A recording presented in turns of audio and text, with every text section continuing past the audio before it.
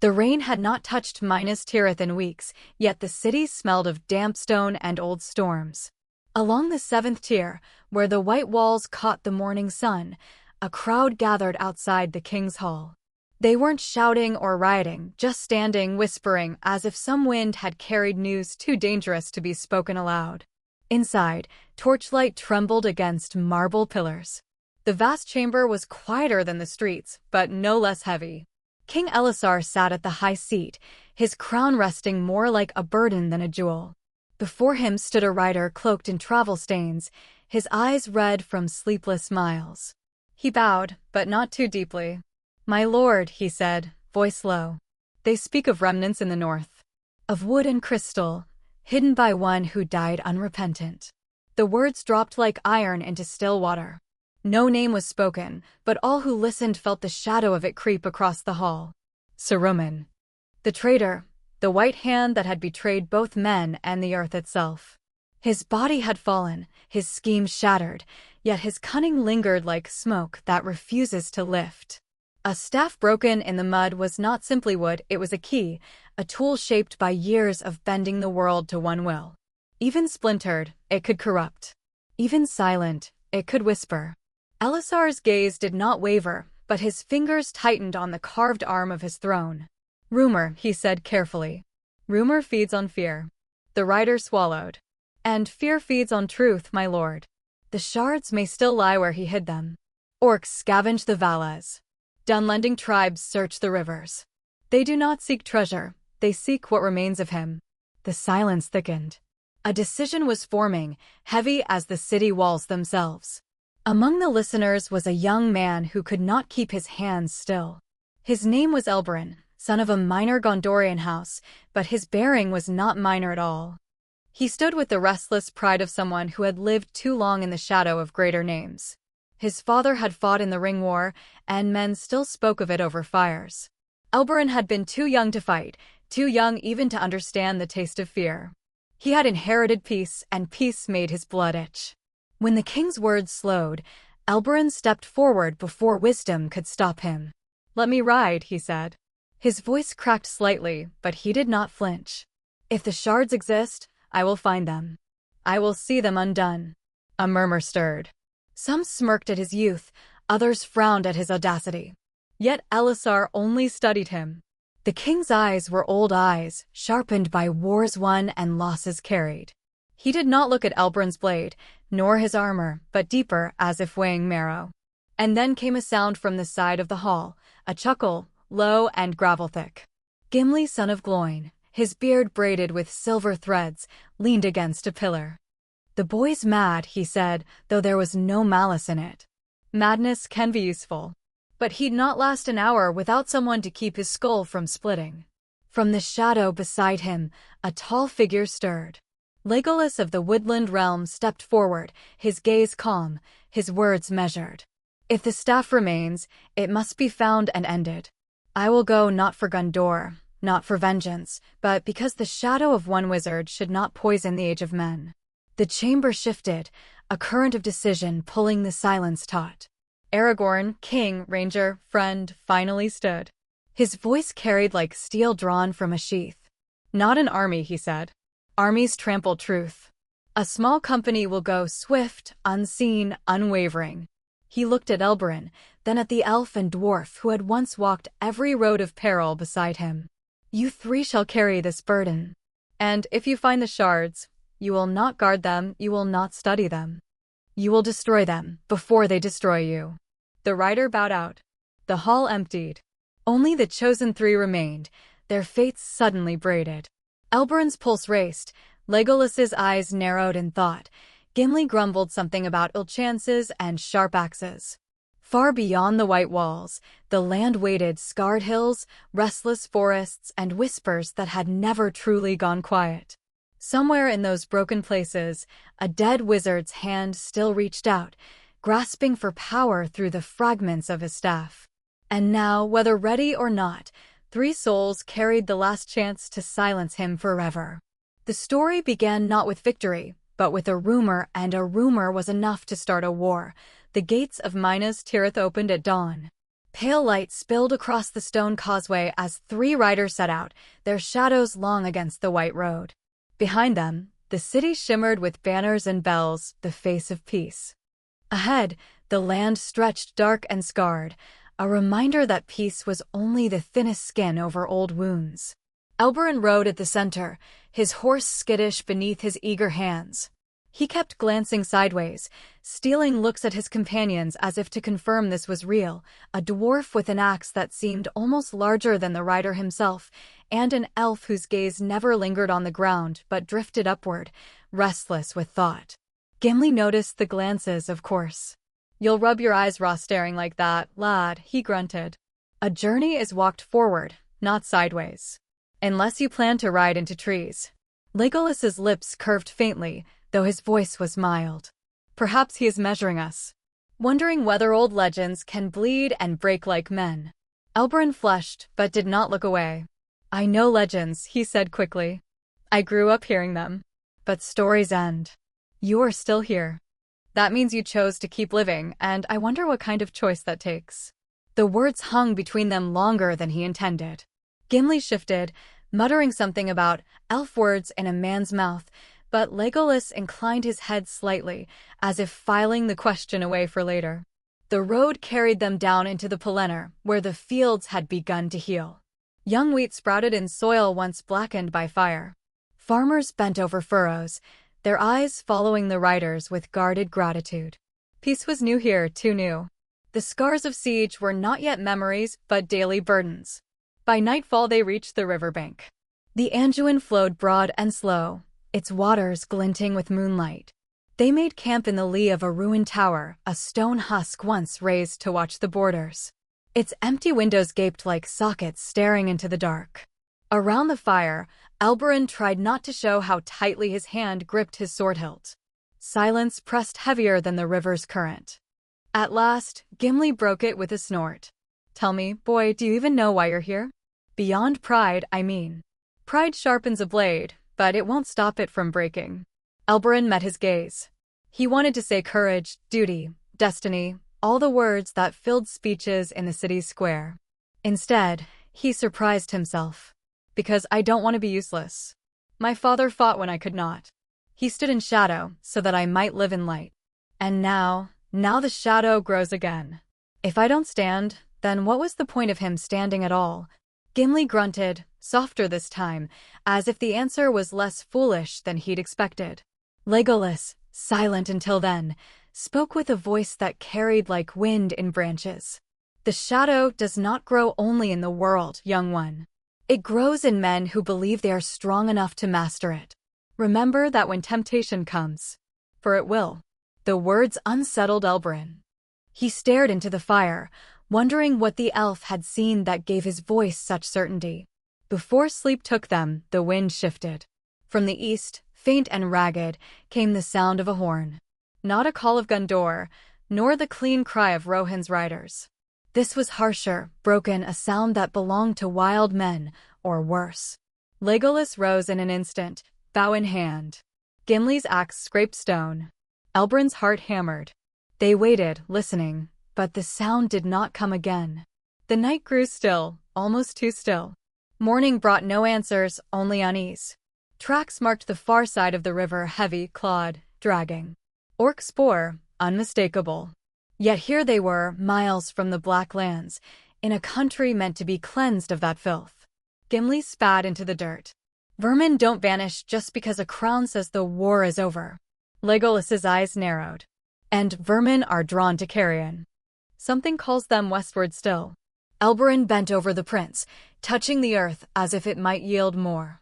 The soil was cold, almost unnaturally so, and he shivered though the morning was bright. He looked up sharply, meeting the other's eyes. "They're searching. Hunting." Neither elf nor dwarf contradicted him. The rumor that had begun in whispers was already reaching out, dragging dangers into its orbit. Somewhere in the north, a secret waited, and the world's broken things were gathering to claim it. As they mounted and rode on, the young man felt the first coil of dread wind around his chest. He had wanted purpose. Now he wondered if purpose would demand more than he was ready to give. The road stretched on, but the silence between them was no longer empty. It was heavy, like air before a storm. The forest began before they realized it. One moment, they were riding through rolling plain. The next, the ground rose into knotted roots and branches interlaced above them like the ribs of a colossal beast. Fangorn. The air thickened with moss and memory, so heavy that even Gimli, proud of stone and mountain, shifted uneasily. Elberon felt his heartbeat quicken. He had heard stories of this place, where trees whispered, where time itself bent slow. The silence was not absence but presence, as though unseen eyes judged each breath. Legolas dismounted first, laying his palm on the bark of an ancient oak. His expression softened, though his voice was grave. These trees remember fire and axe. They remember betrayal. We walk among wounds that never healed. Gimli snorted, though his hand gripped his axe tighter. Well, if the trees have grudges, let them keep them. I've no love for wizards who turned friend into foe. They pressed deeper, their mounts unwilling to continue. Soon they were walking, each step sinking into leaf mulch that muffled sound. Shafts of dim light pierced the canopy, illuminating patches of earth where roots twisted into unnatural patterns, circles, knots, spirals. Elberon crouched to touch one, and the bark flinched under his fingers. He jerked back, shaken. Then he saw it. Half buried between roots lay a shard of wood unlike any other, pale, polished, its grain too smooth, too deliberate. It pulsed faintly, as if holding its own breath.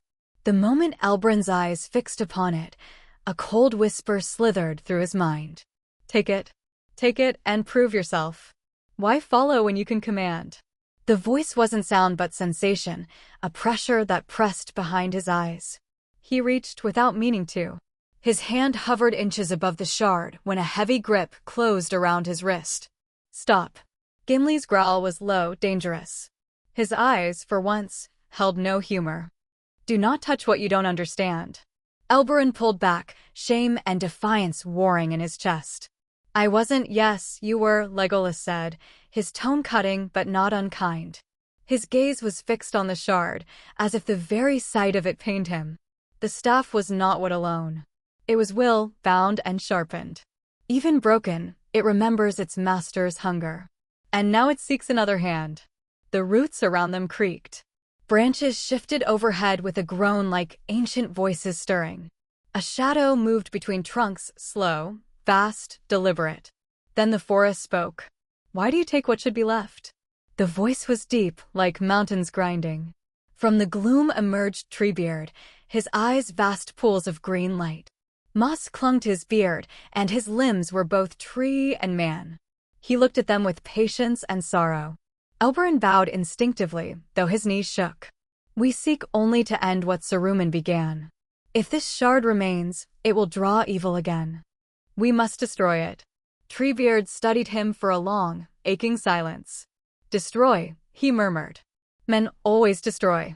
Yet seldom do they mend. His gaze turned to the shard, then to Elberon's trembling hand. It has already touched you. Be wary, young one.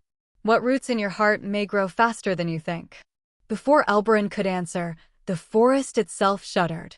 Horns blared in the distance, rough, jagged notes carried on the wind. Legolas's head snapped up. Dunlendings, he whispered.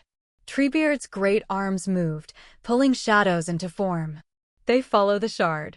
The earth feels their hunger. Go now, deeper into my wood, where their feet will stumble. The company obeyed, but as they fled, Elberon could not escape the echo of the whisper that had invaded him. It lingered like a brand in his skull, tempting, promising. For the first time, he feared not only what hunted them, but what lay inside himself.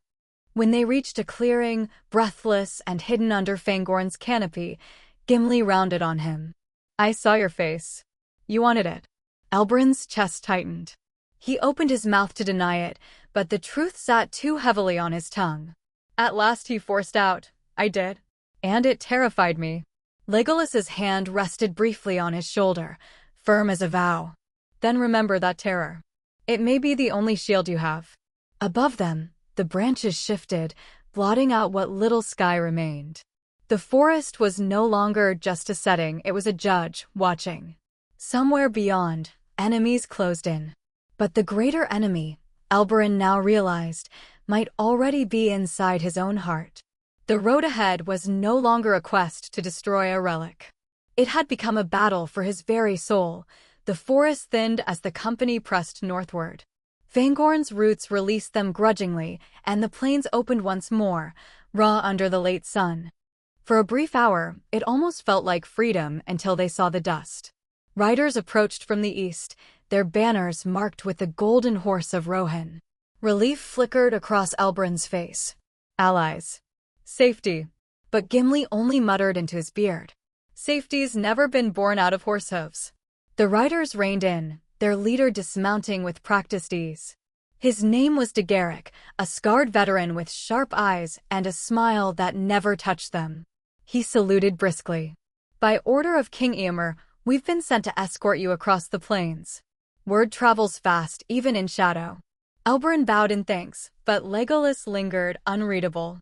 Word travels fastest when carried by those who should not have it, the elf said quietly. Degeric heard, but did not answer. His men formed a loose ring around the company, their presence both shield and cage. That night, campfires flickered against the plain's emptiness. The Rohirrim sang low songs of horses and storms, while the companions kept to their own corner. Elberon found himself beside Degeric, who sharpened his blade with slow, deliberate strokes. You're young for such a burden, Degeric said, voice calm, almost conversational. I've seen men twice your age falter under less. Elberon bristled, but before he could speak, Degeric went on. It's not weakness to admit it. That thing you carry, his eyes flicked to the wrapped bundle near Elberon's bedroll. It doesn't belong in the hands of dreamers. Gondor should wield it, not bury it. With such a weapon, no tribe would dare raid, no orc dare crawl from its hole. The words hit like hammer strikes against Elberon's chest. He had heard whispers in his own mind already, now they found a voice in the world. For a fleeting, shameful moment, he imagined it Gondor invincible, his name remembered not as a shadow of his father's, but as the man who harnessed a wizard's relic to safeguard the realm. Legolas's voice cut the thought in two. That is the logic of corruption, he said from the shadows. His bow rested casually across his knees, but his eyes gleamed sharp. It begins with protection and ends with domination. Saruman spoke no differently when first he turned. Degeric's smile thinned. And yet here you are, elf, still fighting wars men cannot seem to finish. Perhaps destruction is just cowardice wrapped in virtue. The camp fell silent. Only the wind moved. Elberon felt torn open, his doubt exposed to all. He wanted to shout, to defend his resolve, but the whisper in his mind coiled tighter, fanning his uncertainty. The next day's blood tension. The riders guided them swiftly, but the company no longer trusted the ring of hooves that hemmed them in. Legolas spoke little, though his eyes missed nothing. Gimli, impatient with unspoken games, kept muttering threats about splitting skulls first and asking questions later. Elberon rode in silence, every word from Degeric replaying like an echo. He hated that it made sense. He hated more that it tempted him. Then came the gorge. A narrow pass cleaved through the land, walls of stone rising sharp on either side. As the company entered, the sound of horns shattered the air, harsh, guttural, Orcish. From above, dark figures swarmed the ridges. Arrows hissed, blades clanged. Chaos erupted. The riders of Rohan wheeled to fight, but in the frenzy Elberon caught a glimpse that hollowed his stomach, Degeric, spurring his horse not into the battle, but toward him. Give it. Degeric roared, leaping down with a ferocity that betrayed months of secret hunger. His blade slashed, tearing the wrappings from Elberon's pack. For an instant the shard gleamed bare in the dying light, cold and terrible. Elberon grappled with him, the shard between them. His palm brushed it, and the whisper became a scream.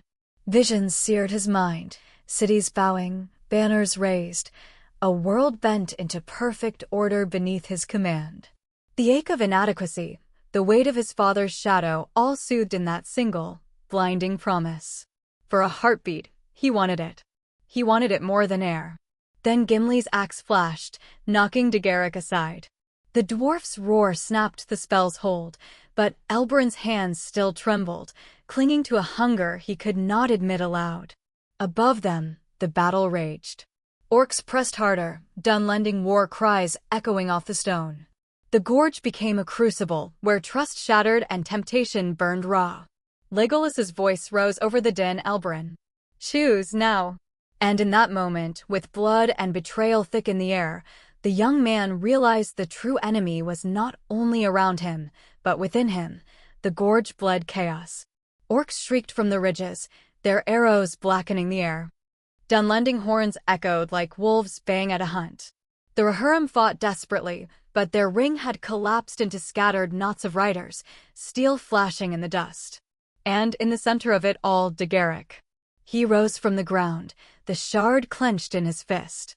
Its pale surface glimmered with a sick light, veins of fire crawling beneath the wood as if awakening. His eyes burned, not with madness, but with certainty. "Do you see?" he cried, voice carrying above the din. "This is no curse. This is strength, the strength men need." Elberon staggered to his feet, the whispering still echoing in his mind. He could feel it through the air, the shard's hunger clawing at his bones. Every beat of his heart thundered with a vision of power, armies kneeling, his name spoken with awe, his father's shadow finally gone. Legolas loosed an arrow swift, true, but it struck stone as the shard flared, bending the air around Degeric. He laughed, a sound sharp as iron striking iron. "You cannot touch me. Not while this answers my hand." Gimli charged, axe high, roaring, but was thrown back as if by an unseen hammer. He hit the ground hard, breath ripped from his lungs. Elberon froze. The gorge narrowed around him, pressing closer until it seemed there was no world beyond this moment. His friends, the riders, the war cries, all dimmed against the single truth in front of him. If he wanted, he could take it. Degeric was strong, yes, but he was not chosen. The shard had already spoken to Elberon, already whispered his name. You are the one. Take me, and the world will never doubt you again." The thought tore through him like fire through dry wood. He could step forward, claim it, and end all doubt. Gondor would be safe. His father would be vindicated. His own name no longer a shadow. But then, another memory rose. Not a glorious one, not sung in halls. The memory of his father kneeling beside a ruined village, laying down his sword not in triumph but in grief. "Power cannot mend what it destroys," he had said quietly, his voice breaking. "Remember that, my son. Remember." The gorge snapped back into focus. Degeric advanced, shard raised, his face lit with unholy light. Elberon felt the choice like a blade pressed to his throat. He stepped forward, but not to seize. Instead, he tore the shard from Degeric's hand. It seared his skin like molten metal, vision flooding his mind with fire and thrones and endless submission. His knees buckled. The temptation was not a whisper now, but a roar, command. Rule. Become more than mortal. Tears streamed down his face as he fought to breathe. His voice cracked, raw with pain. "No, I will not be you." With a cry that tore his chest open, Elberon hurled the shard into the chasm where the gorge split wide. For a heartbeat it fell, spinning, still whispering promises. Then it struck stone and shattered. The sound was not an explosion, it was a silence so deep it crushed the air. Every orc froze, eyes wide, as if something had been torn from their marrow. Degeric screamed, not wounded, but emptied and collapsed, his body convulsing as the shard's hold abandoned him. The gorge trembled. Dust cascaded from the cliffs. A shockwave rippled outward, throwing men and beasts alike to their knees. When it passed, only the wind remained, sighing across rock now bare and ordinary. Elberon lay on the ground, his hands scorched, his chest heaving. Legolas was at his side in an instant, pressing steady fingers to his shoulder. "You chose," the elf murmured. "And the choice has cost you. That is what makes it true." Gimli groaned, hauling himself upright. His eyes softened as he looked at Elberon. "By Durin, lad, you nearly made me believe the world had ended. But you did it. You unmade the cursed thing. Elberon closed his eyes, every breath a knife. He wanted to feel triumph.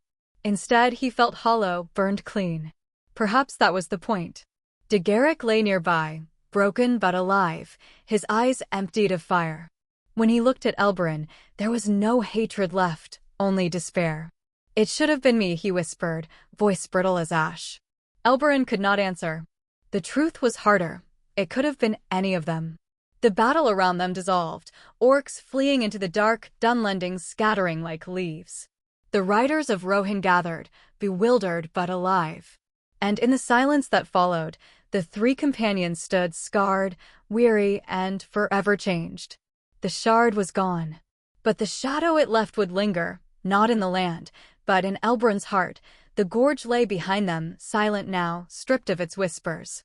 Smoke curled faintly from the chasm where the shard had perished, a last sigh of something that had once been mighty.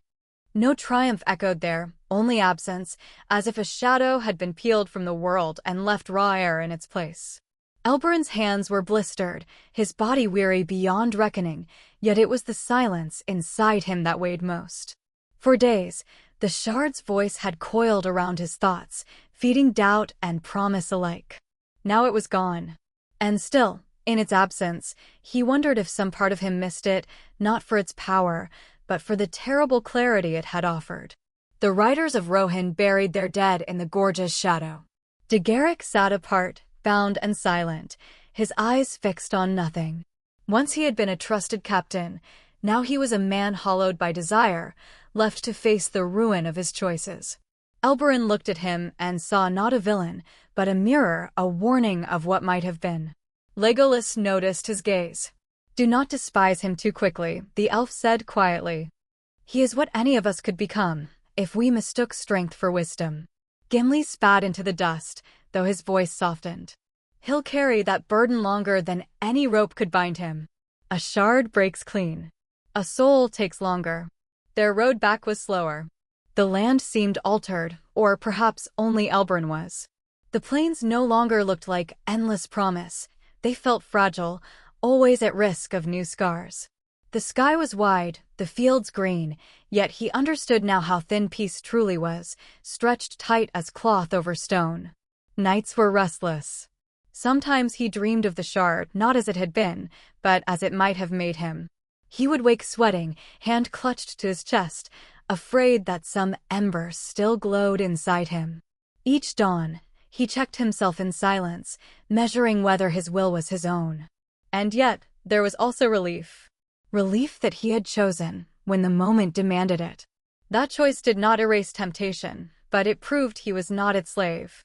When they reached Minas Tirith, the city shone white against the mountains, bells ringing faintly in the wind. To others, they returned as victors, the company that had ended a wizard's last shadow. The streets filled with murmurs, admiration, even songs already sprouting like weeds. But Elberon felt no hero's crown. He stood before the king again, hands bandaged, shoulders bowed. Aragorn listened to his account without interruption, the weight in his gaze heavier than stone. When Elberon finished, silence stretched. At last, the king spoke. "You carried a burden none could carry for you. Not even I. And though you will bear its scars, remember this. The truest strength is not in grasping power, but in refusing it." Elberon bowed, words caught in his throat. He realized that what he had sought all along, recognition, legacy, a name beyond his father's shadow, no longer mattered. What mattered was the quiet truth that he had held the line, even when no one else could. That night, he walked the walls of the city alone. The stars spread wide above, cold and endless. He thought of Fangorn's roots curling around hidden shards, of Degeric's face as the light drained from his eyes, of the forge that had unmade what should never have been made. He thought, too, of the whisper that had nearly claimed him. And he knew this. Temptation would never vanish. Not fully. It would return in new forms, in new voices, perhaps gentler, perhaps fiercer. But he also knew that every time it came, the choice would be the same. To take. Or to let go. His scarred hands rested on the stone battlement. Below, the city slept, fragile and alive. Behind him, the hall was full of song. Ahead of him, the night stretched vast and watchful. Elberon closed his eyes, breathing deep. The shard was gone, but the lesson remained, etched into him like fire into steel.